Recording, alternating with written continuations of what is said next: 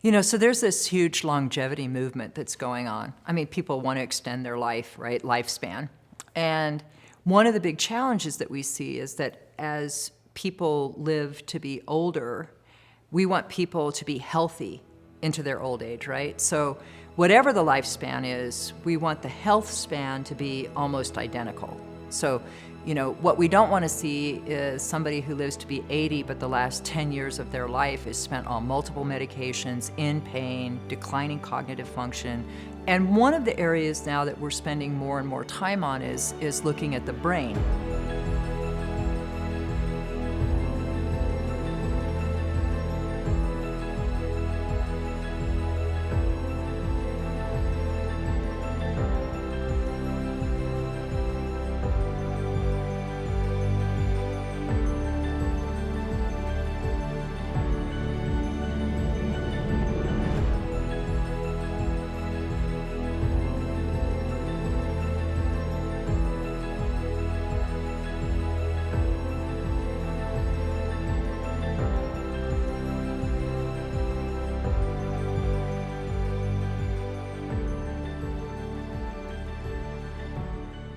Hi, and welcome to episode 4 of the Healing Kitchen series. In this next episode, we're going to focus in on perhaps the most hungry organ in your body outside of your musculoskeletal system. I'm talking about the beautiful mass of gray matter between your ears, aka your brain. Did you know that your brain only makes up 2% of your body weight, but demands 20% of the calories you eat in order to run smoothly? Did you also know that there are certain minerals, nutrients, phytochemicals, and mushroom compounds that can improve your memory and focus, calm mood disorders, prevent cognitive decline, and even help with serious brain diseases? Well, pull up a chair because that's where we're going next.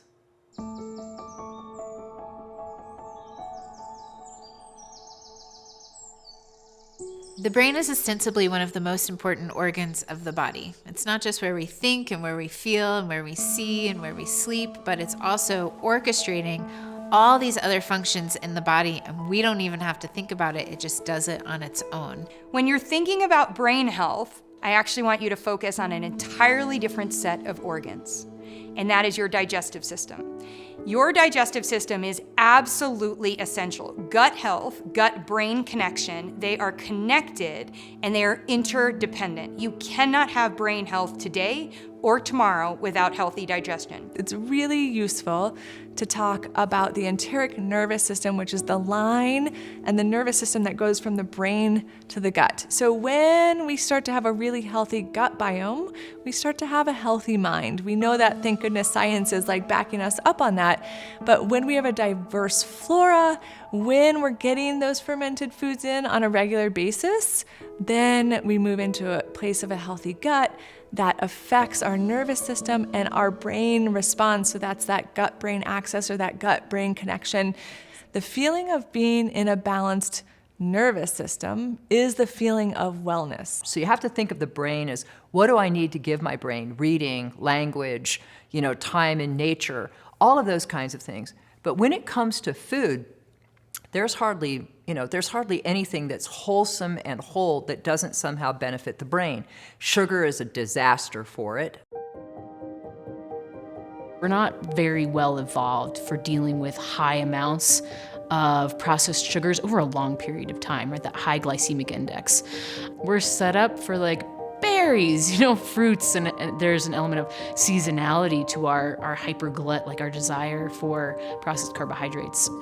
And so there's not many systems in the body that do super well with that over time, and that includes our nervous system. And part of that is because high blood sugar inside of the body actually has a pro-oxidative or an oxidative effect. Whether they're the artificial ones, so things that are like your NutraSweet or sucralose, Splenda, etc., or things like erythritol and your sugar alcohols. The non-nutritive sweeteners are one of the really, really important areas because many of them actually pass or cross over the blood-brain barrier, and that can have significant impact on our brain health overall. High levels of sugar alter the gut microbiome, and when you alter the gut microbiome, you release more inflammation, and that inflammation then makes the blood-brain barrier leaky.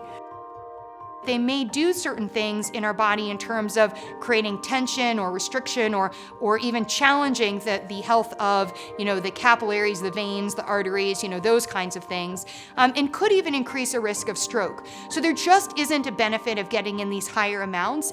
That does not mean that you have to exclude added sugar. It does mean that you want to think about like 2 or 3 teaspoons in a day for most of us if we're really trying to look at the amount of added sugar that's going to not interfere with our cognitive health today and tomorrow. When we're looking at brain health, we want the most ease and the easiest flow of good nutrients to the brain and a healthy blood-brain barrier to be able to also block out toxins going to the brain.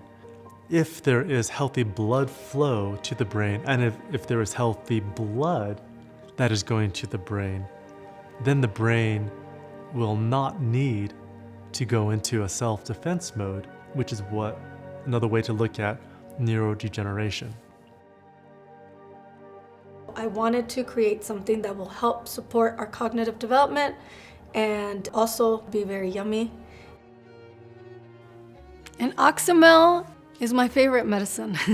And Oxymel is equal parts of apple cider vinegar and equal parts of raw honey. When you use vinegar as a menstruum, the vinegar really pulls a lot of the vitamins and the nutrients from the herbs, from the plants. And so it's a very gentle way of taking and receiving the medicine. I'm going to share with you the different ingredients that are in here. I work with lemon balm, and what lemon balm does is that it helps you to retain the information and also for you to be able to focus. So lemon balm is really supportive whenever you need to sit for long periods of time taking in information. Rosemary is also a personal ally of mine. Peppermint is an activator. It helps bring everything together. It also helps bring a lot of focus into the brain as you are learning and taking in new information. So my personal favorite ingredient to start with and to begin with is lemon balm. So when working with dried herbs, you don't use the same amount as you would with fresh herbs. So in this size jar, I would only fill it up to about a third. Now I'm gonna add the rosemary and then peppermint. And once I add all the dried herbs, the next step is for me to add the apple cider vinegar. And I'm gonna use equal parts of vinegar, equal parts honey.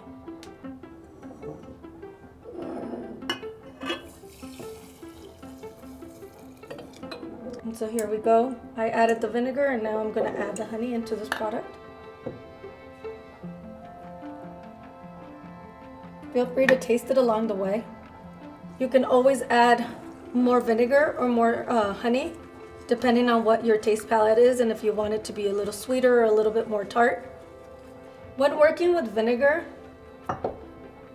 and these metal lids, it's really important for you to use something that's going to protect it. Parchment paper helps protect and separate the vinegar from the metal lid. So again, this recipe is a very, very simple recipe. This is what you call an Oxymel, using equal parts of vinegar, equal parts of honey, and whatever herbs that you're going to infuse with it. You just shake it up. Once you are done, you want to let it sit somewhere where it's not going to be exposed to the sun. Me personally, I like to let it sit for 3 moon cycles.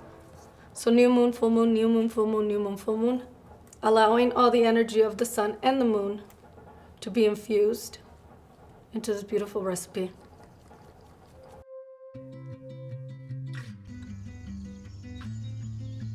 Rosemary does have some association with brain stimulation, and many other plants in that family, the Lamiaceae family, also called the mint family. But rosemary has kind of taken the spotlight for this use of helping with memory. Some of the studies that were done were students, while they were studying for a test, would smell rosemary essential oil, and then during the test, they could smell rosemary essential oil and had greater recall than those that didn't use that. So it was somehow triggering the brain to remember. But also the interesting thing about rosemary is that rosemary slows the breakdown of acetylcholine in the brain. There's an enzyme that is occurring in the body, acetylcholine esterase, and that breaks down acetylcholine. That's not something you want to happen. Acetylcholine in the brain helps fire the nerves and the synapses. So when you start to lose that, then you start to lose your memory and you don't have great recall for names or facts. And so rosemary has been shown to help mitigate that whole process. The conundrum about brain health and the process of healing a mind that is malfunctioning is that the very organ you are trying to repair is the one that is processing this reality for you. In other words, your mind itself may get in the way of you healing it. It might not even know that anything is wrong. I've had this happen to me on more than one occasion, and it wasn't until I randomly tried a brain-boosting remedy and experienced a serious up-level in my quality of life that I realized, wow, something must have been hurting in there that I didn't realize. So even if you feel like your brain is fine, I'd try one or two of these recipes anyway. It can't hurt, and it might just repair something you didn't even know was broken.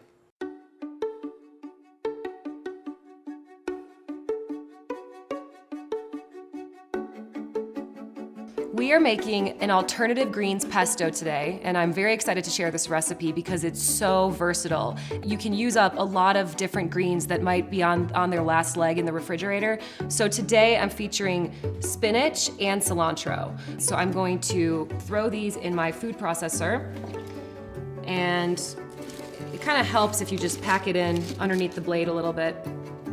We're gonna blend all this up and make it taste really, really fresh.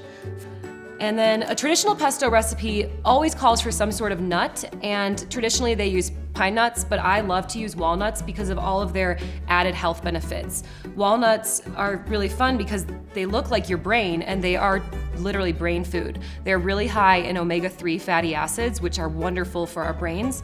So I like to be pretty generous with the nuts. I'm gonna use about a half a cup, and now we'll just pulse this just to get it incorporated before we add all of our other fun ingredients.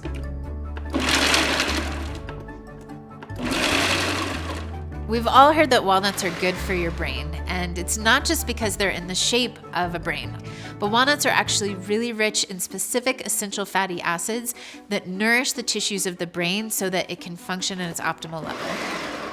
All right, that looks good for now.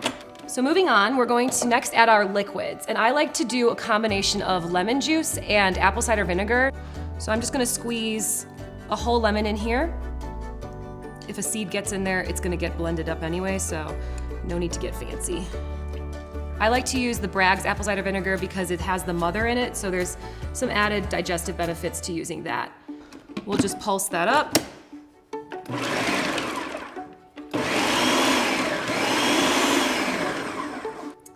Okay, next I'm gonna add a little bit of honey. So that's another secret ingredient that I love to add. Gonna just do a nice tablespoon or so, and our raw garlic. I always love to add garlic to most of my recipes. This is about 2 cloves of raw garlic. This is gonna go in for some added flavor. It's smelling really, really fresh, you guys. And then finally, we're gonna add our healthy fats. So I know that in traditional pesto recipes, you typically add some sort of cheese, but if you wanna make this vegan friendly, you can use avocado as a great substitute for cheese. So I'm using a ripe avocado. So I've got some extra virgin olive oil here. I'm gonna use about 1 tablespoon to start. So give this another blend.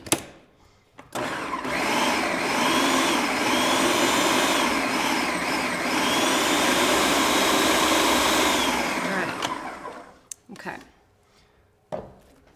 So to me, this is looking a little on the thick side. So I'm going to add a little bit more of the oil and a little more of that apple cider vinegar. Another fun way to thin this down, if you are using it over pasta, is to just add a little bit of the pasta water when you've cooked the pasta. And that will help make it the consistency that you want it to be. All right, so that's probably another tablespoon of oil we've got. It's really always a great idea to taste it as you go. So I'm going to just do a quick taste and see how much salt I want to add. All right, so I'm just gonna do a quick little pinch of salt. It really doesn't need a lot. So I'll just give that one more quick pulse.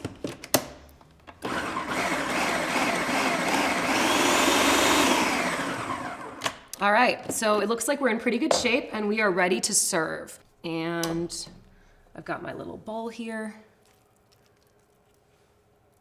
So you see the consistency is a lot different than your average pesto. It's not super oily. It's such a versatile recipe. You can use this as a dip. You can use it as a spread, as an alternative to like an avocado toast. And now, time to taste our alternative greens pesto. So good.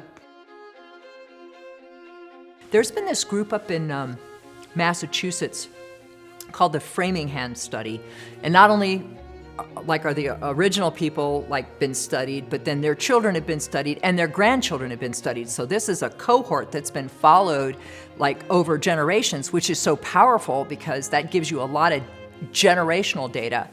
And what we know is that those who have the lowest omega-3 in their bloodstream, omega-3 index, they actually have smaller brain volume with age. Their brains get smaller. Not good. You want a big brain, right? So an omega-3 index, it can actually be tested. It's just a blood test that you get. And it shows how much omega-3, EPA, and DHA are in your membranes of your red blood cells. And so you can see if you're getting enough omega-3. You can get the ALA part, the vegetarian part of that, from walnuts and leafy greens. But if you're trying to get the EPA and DHA, that can be tricky. That can be tricky to get because it's mostly found in fish. You can get a little bit in grass-fed, grass-finished, beef. You can get it in DHA-enriched eggs where the yolks are rich in DHA because the hens were fed like chia seeds and things that have omega-3. But your brain, make no mistake, needs omega-3s.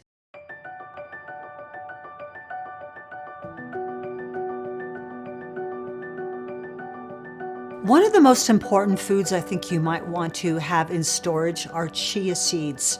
Chia, Latin name Salvia hispanica, are a member of the mint family, kind of in the subgrouping of sage, and they are an amazing powerhouse. Not only are chia seeds high in omega-3 fatty acids, but they're high in protein, B vitamins, and they're amazing. So all you need to do is soak your chia in water, and maybe about a quarter cup of chia to a cup of water. I like to soak them overnight. I know you probably have grown a chia pet maybe, but that tells you something about the life force contained in this food. Also, the fact that they're black in color indicates the presence of minerals. They're not going to taste like anything, but neither does a bowl of oatmeal. So then you get to flavor it up. And what I like to do with the chia is add some berries. Berries are like little jewels. And I'm going to add raspberries, which are high in ellagic acid, known for its anti-cancer properties. And then blueberries are super high in anthocyanins. They improve microcirculation to the hands, the feet, the brain. They're also good for our eyes and our sense of hearing. So we've got a little bowl full of chia with jewels and then some kind of sweetener. You could use honey. I'm going to use some maple syrup here. There's many other things you could add to this: chopped apples, raisins, cinnamon, a lot of the things that you might add to oatmeal. But this makes a delicious breakfast. It could be a dessert. There you go. It's really amazing food.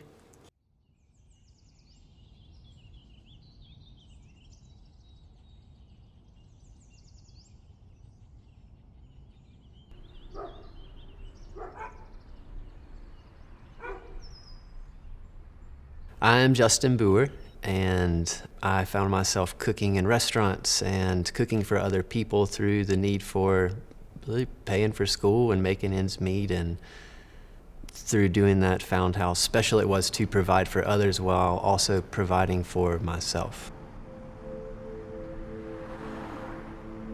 I love riding a bike. I really love riding bikes. I'm very comfortable on a bicycle in traffic, riding down the road. There's a lot of bike lanes in Phoenix, which makes it nice too. In between shifts at work, I decided I would ride home and make myself some kind of really cool, fun meal and then go back to work. As I was cruising down the bike lane, someone just so happened to bloop, just pull out and stop right in front of me. And I was going pretty fast. As an avid cyclist, you know, that's what I did. I would ride quickly around town to get where I needed to go. And it just so happened to be fast enough that when I hit the back of their car, it broke my forks and I went face first through their back window, busted out the whole back window of their car with my face and my head, which is a pretty heavy impact. Flipped over the car, and by reading the police reports, that I flipped all the way over the car, past the hood, and scorpioned in the street, which is when you hit your face and then your legs flip over. And then the next thing that I remember was someone coming out, and you know, there's a crowd of people. It just so happened to be in front of one of the biggest bus stops at Arizona State University, so it was a huge school, tons of people. Someone shaking me, or not shaking, I don't know, like just touching me to see if I was alive, you know? They probably were like, I don't know. There's blood everywhere. And I tried to push myself up, and my arm did not work. That was like the first, whoa, kind of situation, like going to do something and it just not working at all. Zero. So then these guys picked me up, carried me to the sidewalk, ambulance came. There just so happened to be one guy, I remember one guy that appeared out of nowhere as the guy that took my shirt off, wrapped it around my head, as my nose was basically like broke like off of my face in some sort of way. Stayed with me until the ambulance took me away. Went to the hospital. I was like in and out of consciousness. I didn't really know what was going on. Like I had, I think, 3 plastic surgeries, which is fun because I always get to say I've got a real expensive face. So I put everything back together. The confident side of me was that like I would go right back to school immediately, but I couldn't read.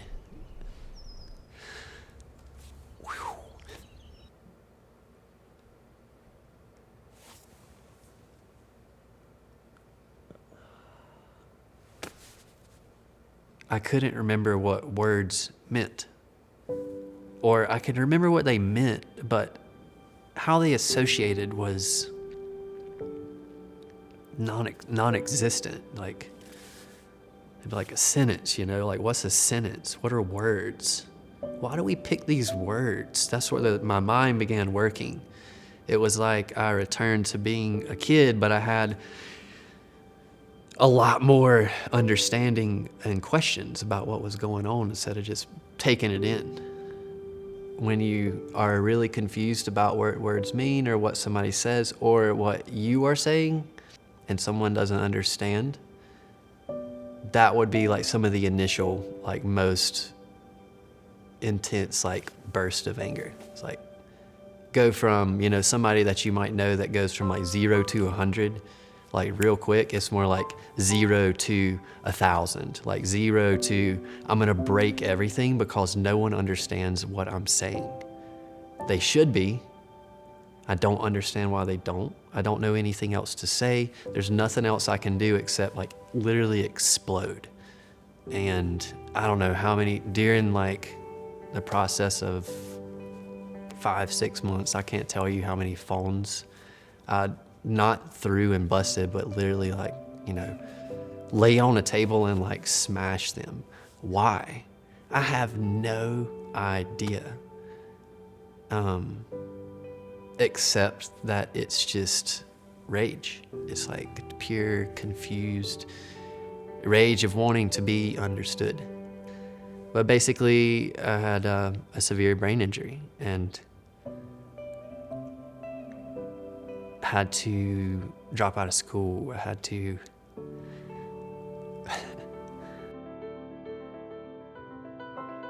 basically all the doctors told me, which was speech therapy for 3 years, physical therapy for minimum 3 years, see a psychiatrist, go take tests, take CAT scans once a month for 3 years, MRIs.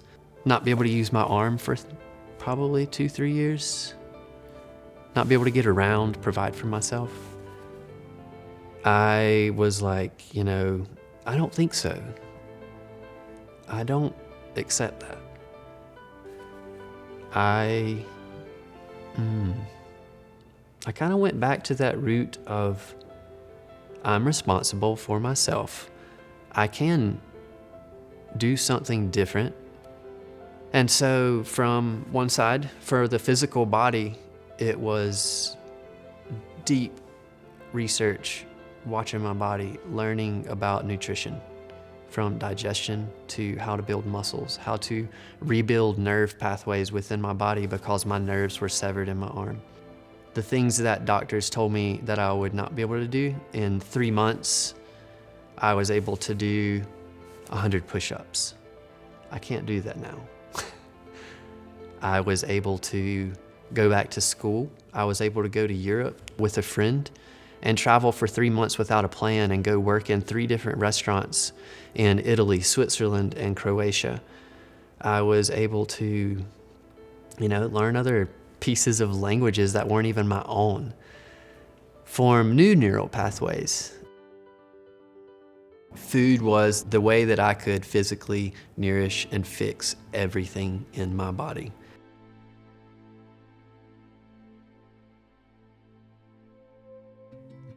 Bless the hands that made the food and may the nourishment that goes into our bodies benefit. But if I could pick 3 ourselves and particular ingredients as a whole for my nervous system, I think that all of the tea herbs were probably some of the most strong aspects of healing.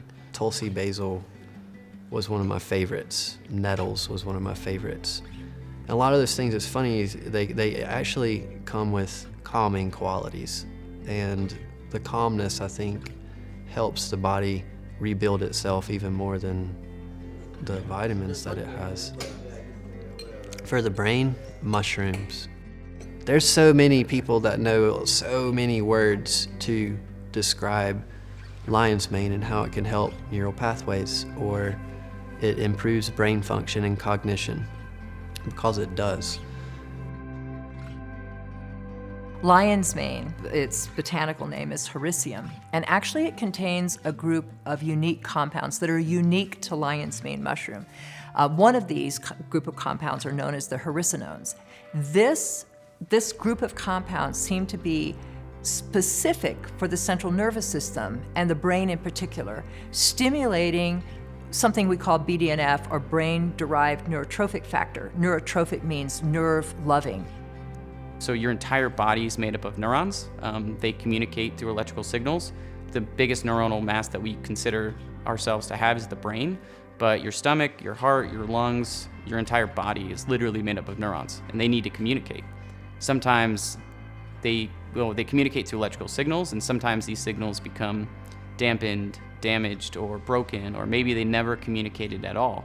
And through clinical research, as well as benchtop studies, they've been able to use lion's mane, specifically lion's mane extracts, to be able to repair these pathways, create new neuronal pathways, and kind of brighten them up.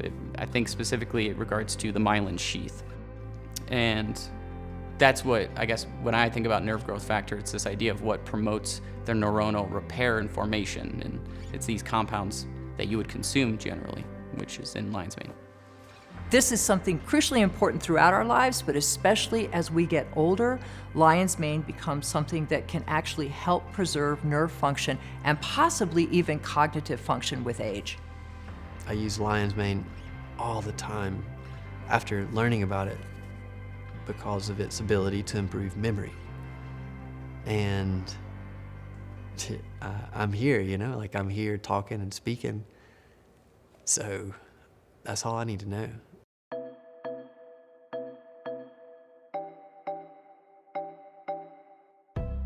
We're about to dive into one of the most nutritious and delicious medicinal food recipes that I know of. lion's mane crab cakes.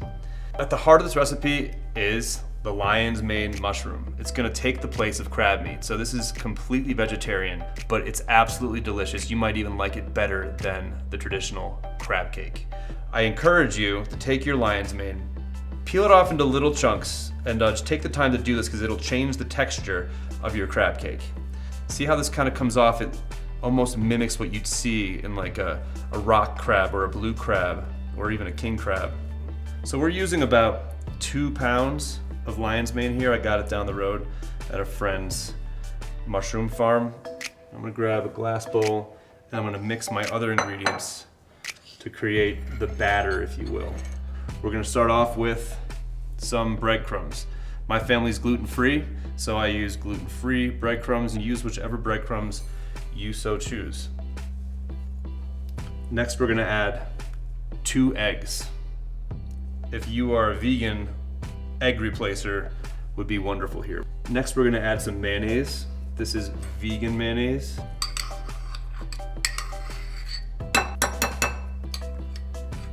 After that, we're adding a couple tablespoons of Dijon mustard.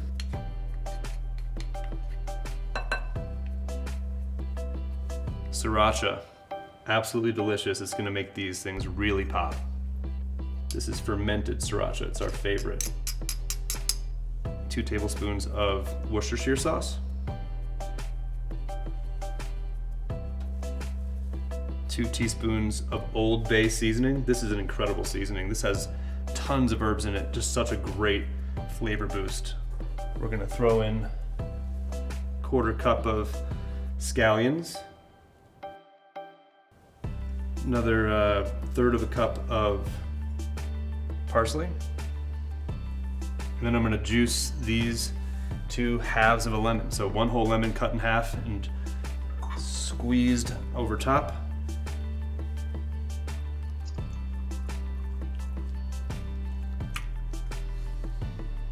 So then when you have your ingredients fully poured into the bowl, mix this stuff all together.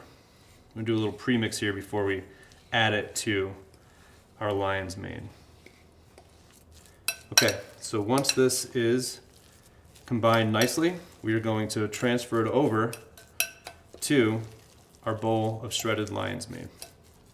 Get all this goodness out of this bowl over top of the lion's mane. And we're going to combine these ingredients.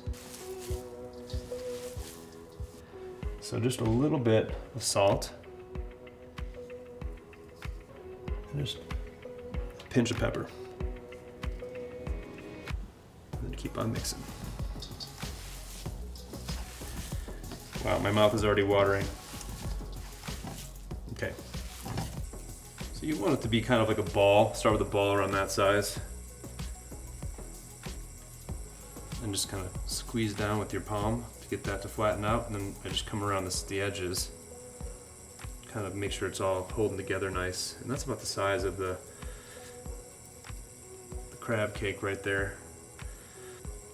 So I'm gonna come over to the stove here. I've got it on low to medium heat. And I'm gonna pour a nice big portion of olive oil into the bottom. I'm not afraid of fat. Fat is not your enemy, especially the good ones like olive oil. So we're gonna start putting these babies in here. Oh, it already smells amazing. You want to leave a little bit of space between your crab cakes. That extra air around each cake will allow more crispiness. So a nice low to medium heat will get these cooked throughout, and it'll also, after about 5-7 minutes, start browning on each side. Once the first side is brown, flip it over, let the other side brown. The last touch is to make a little sauce to go over top. So this is a vegan mayo-based sauce that we're gonna create. We're gonna pour that into our bowl here. It's about 4 tablespoons. We're gonna take some of our fermented sriracha, a little more Old Bay seasoning, some more Worcestershire sauce, a lime cut in half so we can squeeze it. And then we're going to, just with a fork, we're just gonna mix this up. This is gonna be nice and tangy. And you're just gonna drizzle this over top. Not too much, not too little. And then gonna top it with a little bit of fresh parsley. Voila, Lion's Mane crab cakes. Mushrooms are one of the most exciting next frontiers of natural medicine. The American Journal of Botany has indicated that there might be as many as 5 million species of fungi in the world. Guess how many of them have been studied? 650. And of those 650, a number of extremely promising natural treatments have been discovered. Imagine what cures and other world-saving solutions may lie in the other 4,999,350 species that we haven't looked into yet.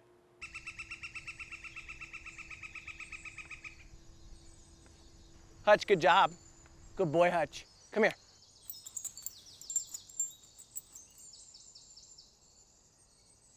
So we're at about 7,000 feet elevation. We're hunting for black morel mushrooms. You're looking for anything that just sort of pops out, looks maybe like it wasn't there yesterday. I don't know how to describe that besides just the experience of doing it.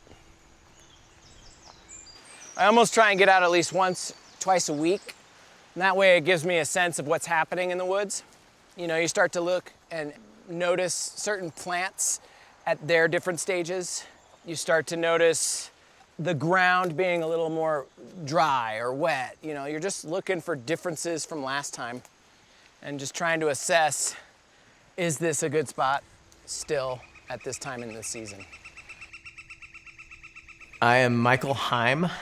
I came to the mushroom world through food, through my belly, and I've been hiking around and foraging for wild foods since 2008 when I discovered it, and I just kind of fell down the rabbit hole of learning about mushrooms ever since. My favorite mushroom to find in the wild is chanterelle. It's only because it's not so prolific in the state that we live in now, but there are other mushrooms I really like to find too. So occasionally, while you're looking for the mushrooms that are growing on the ground, you have to kind of peer your glance up because there's other things that maybe we're not noticing. For example,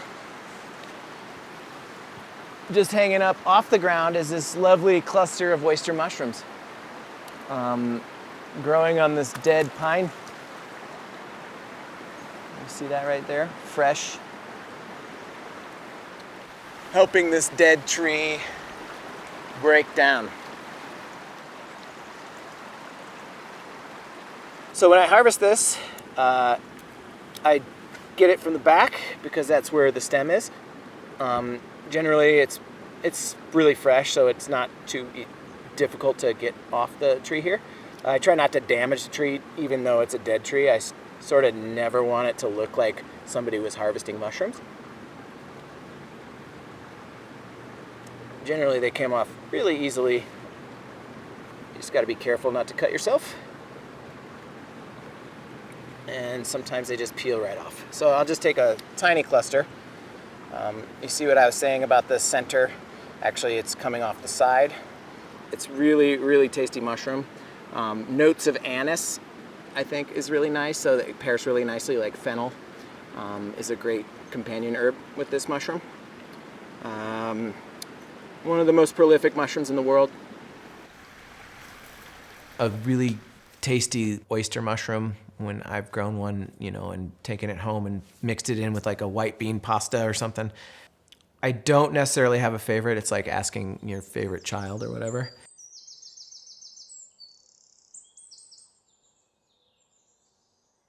Just last week in this area, I found porcini, which was a shock because it's very early in the season.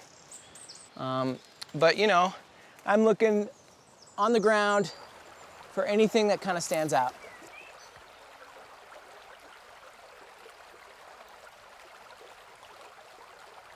I got sober 10 years ago.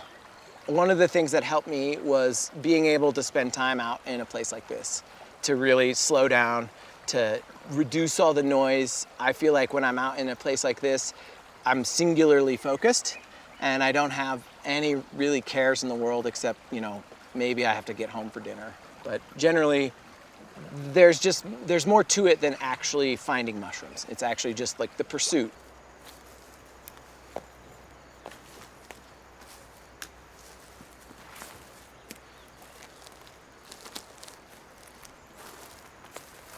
Ah, this is what we came for. This is a black morel. Just popping out of the duff, like doing its own thing. And so I generally will scan the area to make sure I'm not standing on them because they do grow in groups.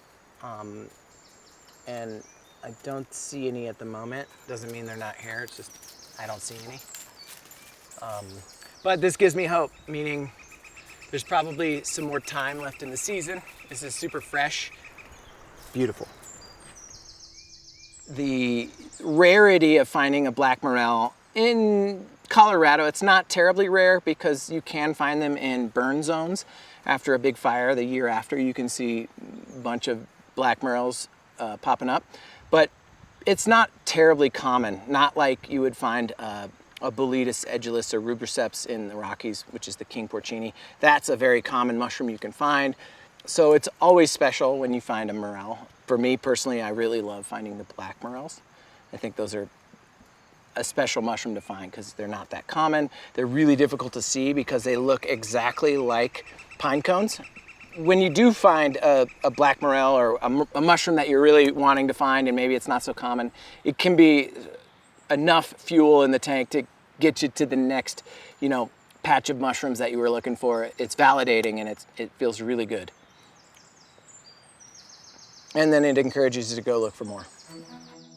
One of the things that fuels me is being able to interact with people who really care about their ingredients. So over the years, having come from restaurants and worked in them, I've developed some good relationships with some chefs. You know, the elevator pitch for what Microlove Farm is. We're a 100% vertically integrated organic mushroom farm, and the vertically integrated part sometimes gets missed, but what that means is that we literally do everything. We grow the mushroom, we process the mushroom, we extract the mushroom, we bottle, we label. We do everything from A to Z, and the reason behind that is so we can control and maintain a high-quality product. One of our co-founders, Jake Plummer, also a quarterback for the Denver Broncos in the early 2000s. He had started a company in 2000, I believe. So Jake brought both Shane and I in at the end of 2021 and sort of kind of just been going ever since. When you find a mushroom out in the wild, it's far different than a farmed mushroom grown in a very highly controlled, sterile environment. Because when you grow it inside, it doesn't have to use that energy to protect itself, to fight off pests, bacteria, whatever it's gonna take it down. It can then use that energy for yield and potency. So there is a difference between wild harvested and cultivated mushrooms. It's very different. This is a turkey tail that I harvested out of my mother's backyard. I transferred it to this plate here. It's basically a mycelium of the species you want to grow. Once you have it started, it can range anywhere from 5 days to 15 days before you see a full growth on the plate. We transfer it to the liquid culture. Again, all of these are species dependent, but generally speaking, we take a few scrapes of cells, inject it into this bottle here. This bottle will then colonize, similar to that. You'll see in there, you'll actually see pieces of mycelium moving around in there. And it ranges, but I would say after 10 days, you can be safe and say that it's colonized, but you test it before you add it to the next step. You add it to the rye berries. The rye berries, depending again on the species, will colonize in a matter of a week, sometimes a little longer. I think this one was 20 days ago, and it's looking really strong. We add this to this. Once it's in there, it does the same thing. It just ends up consuming all of the berries in here. This is millet. And then once this is colonized, this looks like a fully colonized bag. We'll probably use this week. This will go into the final stage of growing is the oak and the soy substrate. If it's a lion's mane, I would say it takes probably 10 days before I'm ready to, 10 to 14 days before I'm ready to bring it into the fruiting room and open it up to the environment and let it grow. I think the use of mushrooms as medicine, we're clearly at the beginning of this new era of even being able to talk about psychedelic mushrooms or to even talk to my parents about a lion's mane or a reishi. Like, these are all very positive moves in the right direction. To be honest, like, more people growing and consuming mushrooms means a healthier population. And I think the more we break away from the phobias and start to embrace what's growing in your backyard, then I think more people are going to be opened up to better health and a healthier planet. You know, this country is interesting because we're a little bit of a fungophobe kind of society. A lot of people are afraid of mushrooms, and you think about that in contrast to, certainly to Asia, but in Europe, where families go out harvesting mushrooms, where people go out and actually gather mushrooms. It's like a family event. Here in this country, people are always afraid they're gonna get the poisonous mushroom. And in general, people have almost like a little fear of mushrooms, and I'm glad to see that that seems to be dissipating, because this is one of those nutrient-dense foods. All the culinary mushrooms are nutrient-dense foods that you can add to the diet that can have profound effects, whether it's for gut health, brain health, endurance, like cordyceps for energy. I mean, there's a number of them that just can be used to help us no matter what health benefit we're seeking. I hope you're enjoying tonight's episode. We'll get right back into it in a second, but I wanted to take a moment to tell you how you can own the entire Healing Kitchen series. Below this video, you'll find a link that'll give you full lifetime access to the series, plus a number of powerful bonuses that you can bring into your home at a special discounted price. We've created a number of incredible resources that aren't included in the free premiere of the series, like recipe cards with instructions on how to make every dish and pantry remedy you see in the episodes.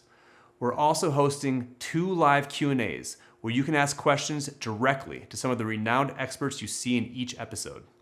If you're interested in bringing these powerful medicinal foods and remedies into your life, it's well worth checking out. Plus, the proceeds from your purchase will help us on our quest to find new natural medicines and share this information with the world. Make sure to check it out. Now, back to the episode. Of course, I would be remiss if I omitted thinking about our environment, not only the different stimulants and chemicals that we are exposed to in our environment, but our tangible environment as it comes to stimulants, as it comes to the stress of lights and sounds and beeps and buzzes, and the importance that there is of us giving ourselves quality rest and a period of renewal every day, not just the 8 hours, hopefully, that we're sleeping at night. Even taking 5 minutes to pause in the middle of the day in our office and just turn off our devices and our buzzing and our reports and our notices and just be quiet for a few minutes can really help restore our cognitive function and give us the clarity and the space to think more clearly and creatively. I also think about how we can support the nervous system by limiting our stimulants and by increasing herbs like nervines and adaptogens to support our overall nervous system function and thereby support our brain health. You know, a thing about the nervous system and why we would want to take Nervines and work with Nervines is in our modern day, we all tend to have a nervous system that, say, hums at a kind of higher vibration in the sense that it's a little bit more, kind of has this energy to it. Whereas we want our nervous system to have more of kind of a smooth ebb and flow. And so when we work with Nervines, we can actually take this kind of hum and this anxiety and this stress, and we can bring the nervous system down to a more calmed state, which has a side benefit, which is in turn, when the nervous system is relaxed, the musculoskeletal system also relaxes. So you get the mental state of relaxation and also can be really supportive for a physical state of relaxation.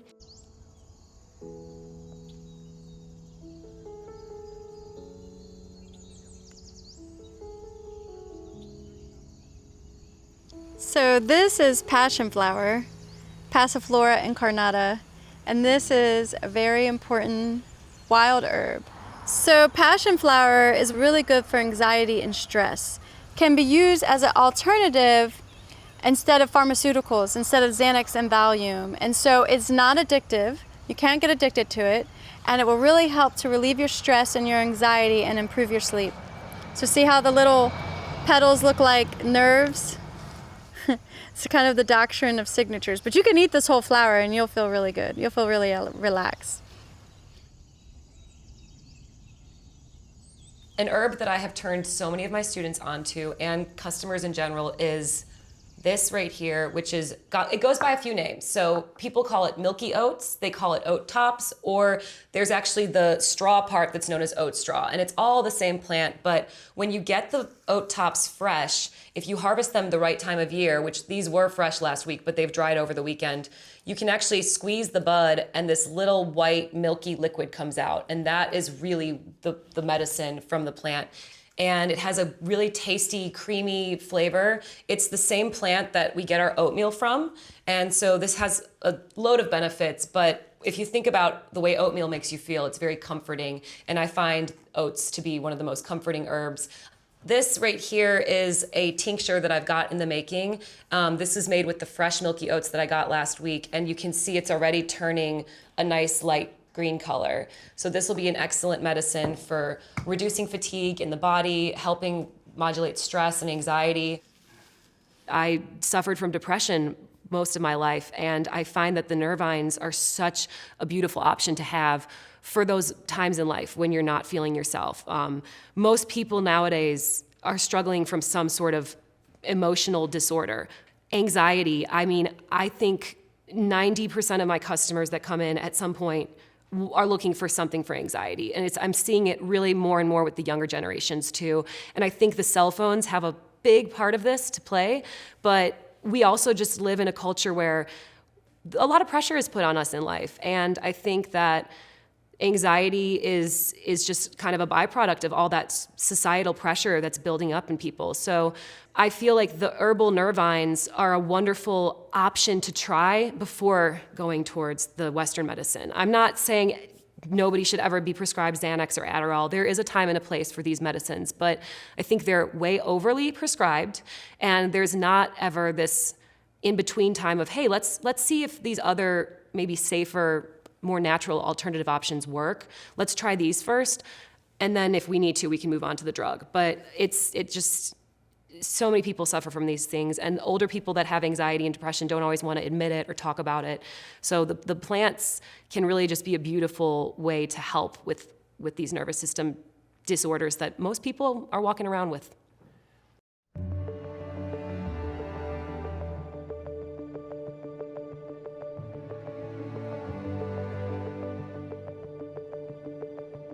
So I'll be making the nutritive nut and seed bars, which are really wonderful for brain function and cognitive health. So there's a lot of beautiful fats, omegas, which are so vital for healthy brain function, as well as the seeds and the dried fruit, which also support our gut health, which we know the gut-brain axis is so vital, so really supporting our healthy microbiome in our guts to also support our nervous system and our overall cognitive well-being, as well as mental health. We're gonna start with figs and prunes and dates as our dried fruit, and it doesn't have to be a specific ratio either. So I'm gonna do just about 3/4 of this. And another beautiful thing is the more you make it, the more you can kind of just, eyeball it a bit. Doesn't have to be, exact measurements. The textures can change and you can kind of play around. We're gonna mix everything together so they can be a little bit coarse, or you can have them ground a little bit finer.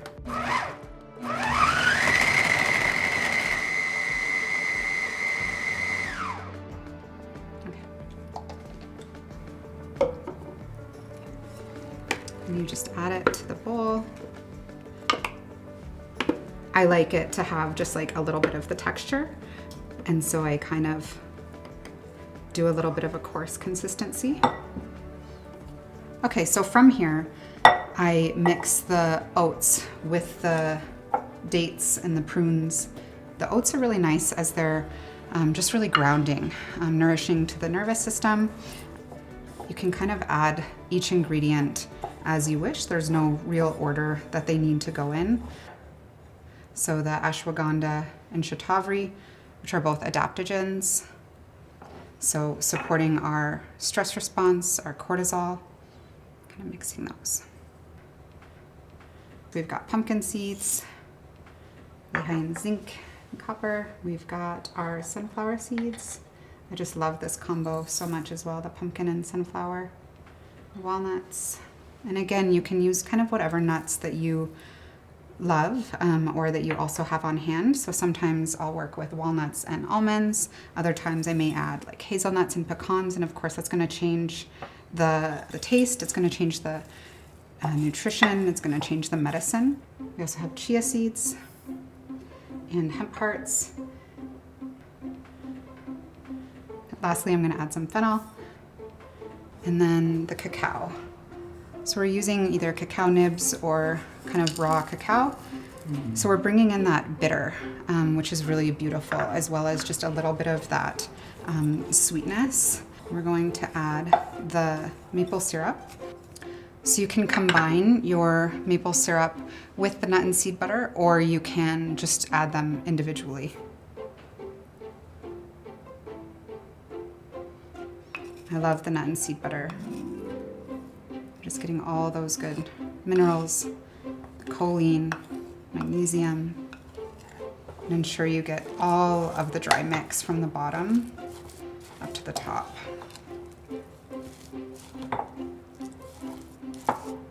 It smells so good. After you get everything incorporated and mixed well, the nut and seed bars are ready to pour into the pan. You can also line with parchment paper. The parchment paper makes it a little bit easier to pull out after you have them refrigerated. Spreading them out evenly throughout the pan.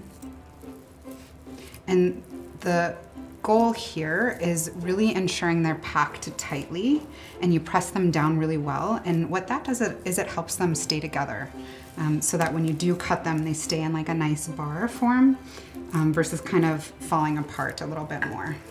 This looks pretty good. Everything is packed in really tightly and incorporated evenly. And so we just pop these in the refrigerator and cool them a little bit so they're easier to cut, and they will be ready in about 20 minutes. Wow, that one was jam-packed. Here's a quick recap of the recipes and remedies that we just shared with you. Our brains on Oxymel. This herbal brain tonic is great for focusing in on your reality for long periods of time.